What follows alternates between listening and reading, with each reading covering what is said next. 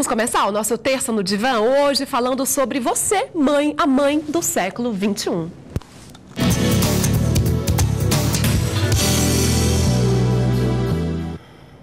Vamos debater hoje, então, Ieda Benedetti, essa mãe moderna, essa mulher que hoje ela assume vários papéis, não só mãe, mas esposa, amante, profissional, ou seja, tudo isso atrapalha na função de mãe? Eu acho que o papel feminino está sobrecarregado de funções, né? Eu acho que no primeiro momento, se nós fôssemos pensar na mãe na década de 1960, 1970, a gente pode pensar numa mãe que tem mais tempo e um projeto de vida que seria casar, ter filhos, e os papéis delas não eram tantos assim. Então, essa mãe tinha mais disponibilidade e o projeto delas era mais definido, né? Ser mãe era algo essencial, porque era uma das opções, uma das poucas opções viáveis de realização do potencial feminino. Ela era criada para isso, né? Para ser mãe e dona de casa. Isso. Hoje temos um papel sobrecarregadíssimo para a mulher e ser mãe é uma das opções. Uma das, entre muitas outras. Não é a Inclusive, única, né? A gente começa a ver que o papel da mãe passa a não ser mais um papel, um desejo tão unânime entre as mulheres. Hoje nós temos cada vez mais mulheres que dizem... É impressionante o número de mulheres que não querem ou deixam para ser depois dos 30, 35 anos. Isso já passou a ser padrão. As pessoas começam a querer ser mãe, né, depois que se realizarem profissionalmente. Isso passa a ser meio complicado também, porque a mulher tem um tempo onde ela pode ser mãe, diferentemente do homem que pode ser pai mais tardiamente, né? A mulher tem, por uma questão biológica, ela precisa ser mãe mais cedo, né? E as mulheres estão optando pela maternidade após os 30 anos, quando então elas se sentem realizadas profissionalmente. O que é ser mãe, Ieda? Como você definiria esse papel? Que difícil. Ser mãe, a gente pode pensar em dois pontos, né? A gente tem a concepção básica de ser mãe, é aquela que tem um filho.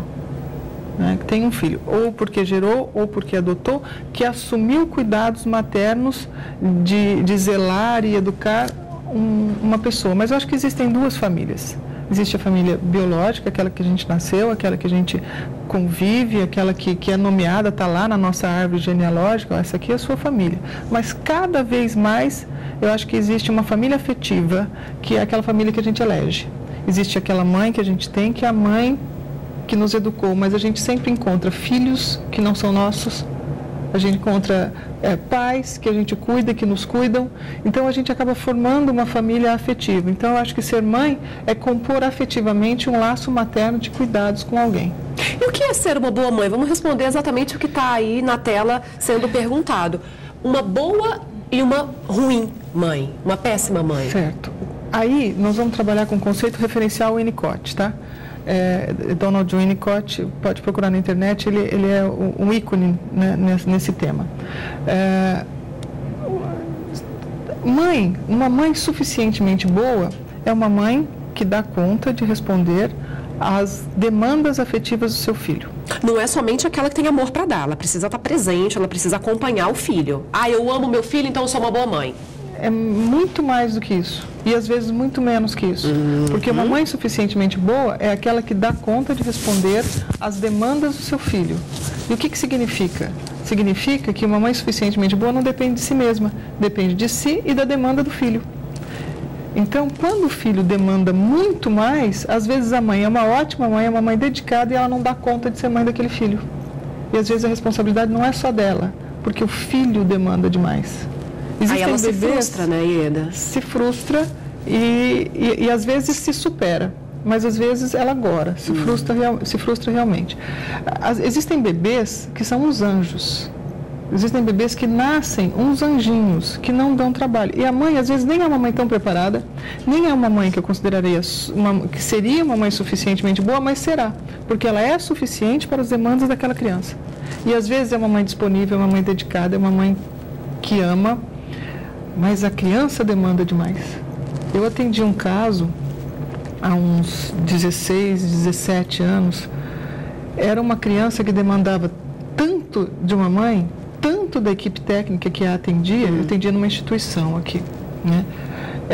Ela demandava tanto que ela esvaziava a equipe técnica, ela esvaziava a mãe e não tinha suas demandas supridas. Então, uma mãe suficientemente boa depende dela e do outro. Viu, mãe? Eu sou assim, mas você não é só culpada. E o que você definiria uma péssima mãe? Uma péssima mãe é aquela que maltrata, é aquela que não está presente, é aquela que não tem amor pelo filho, ou vai além de tudo isso? Eu acho que aí uma péssima mãe é simples. É aquela que não consegue fazer vínculo. É aquela que deixa o bebê no saco de lixo? Esta é indubitavelmente uma péssima mãe. Esta não é mãe, não fez vínculo. Ela emprestou a carga genética dela para alguém e depois descartou, coisificou.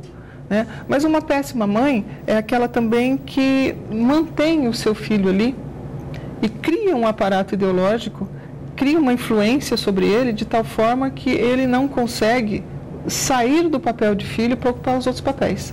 Essa também é uma péssima mãe. É uma mãe que é tão zelosa. A mãe protetora. Essa é péssima.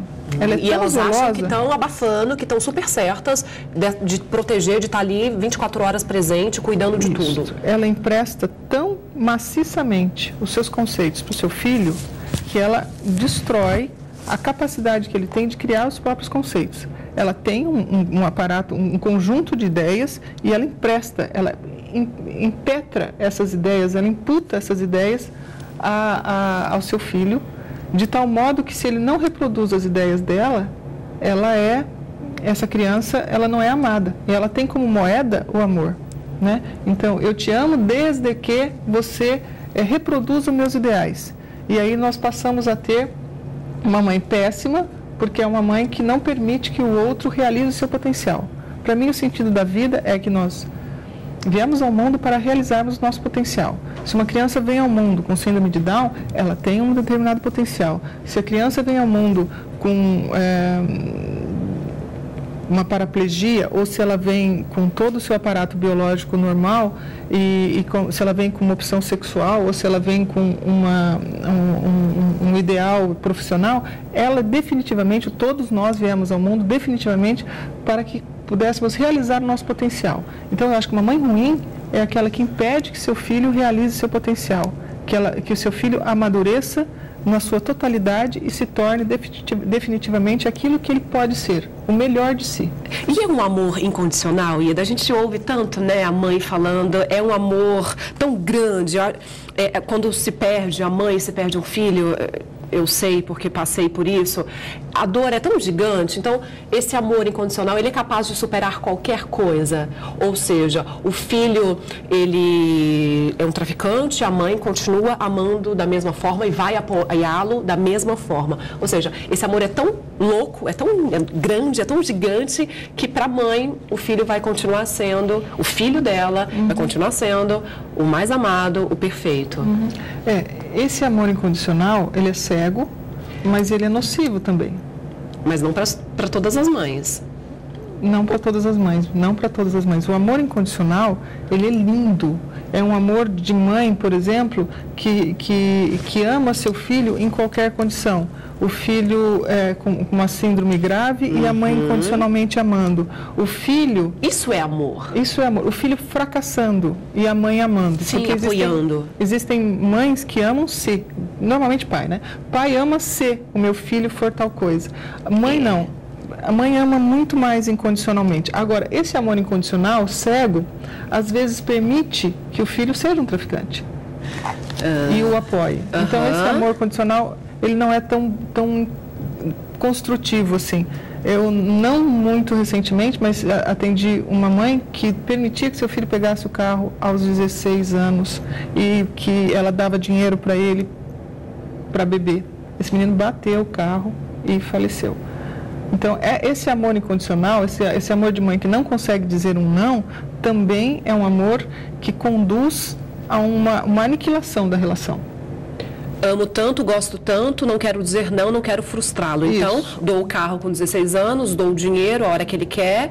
Enfim, essa super proteção, essa vontade de querer satisfazê-lo em todos os momentos, em todos os sentidos, acaba prejudicando, como foi que aconteceu nesse caso aí que você citou. É uma mãe que não consegue dizer não e acaba, por medo de, ao dizer não, perder o amor, porque ela não conseguiu realizar um dos papéis da mãe, que é o papel educativo e o papel da castração. Uma mãe, ela efetua uma castração no filho, a castração no sentido psíquico, ela diz o não e a criança elabora, num primeiro momento, essa frustração de ouvir o não e pode ouvir outros nãos durante a vida. Então, a mãe, por exemplo, diz não, você não pode fazer xixi e cocô aqui agora, você precisa adiar esse desejo e ir fazer o xixi e cocô ali no banheiro. Essa é a primeira ação, né, o primeiro não que a mãe coloca na criança, né, e aí a criança se frustra naquele momento. Algumas crianças fazem uma resistência importante para fazer esse processo, né, mas aí elas vão aprendendo a adiar a satisfação do desejo e aprendem a conviver no mundo. No contrário, se a criança não passa por esse processo, ela também não consegue adiar a satisfação do desejo. E aí são crianças que se tornam adolescentes, rebeldes, que bebem demais, que não ouvem o não, que brigam na balada, que não conseguem permitir que as ex-namoradas tenham vida, né, que tenham outras pessoas, e acabam sendo sujeitos incapazes de conviver socialmente. Então, o papel materno também é um papel de dizer não. Desculpa, pode concluir.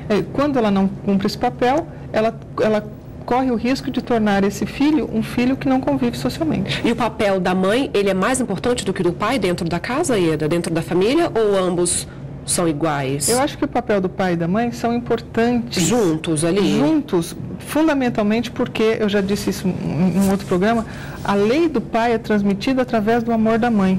Então, o papel do pai é fundamental na relação com a mãe, porque a mãe vai acabar passando o ideário do pai, passando as ideias, passando os desejos do pai, até muito antes do pai ser capaz de entrar na relação, né? Porque o pai entra contundentemente na relação a partir do 4º ano de vida, que é quando aí a criança entra no conflito edipiano, que é uma questão técnica, mas o pai passa a ter muito mais influência na vida do filho a partir do 4º ano, mas antes ele influencia os conceitos do filho a partir do amor da mãe. Certo, daqui a pouquinho a gente continua falando sobre a mãe do século XXI, na nossa Terça no Divã.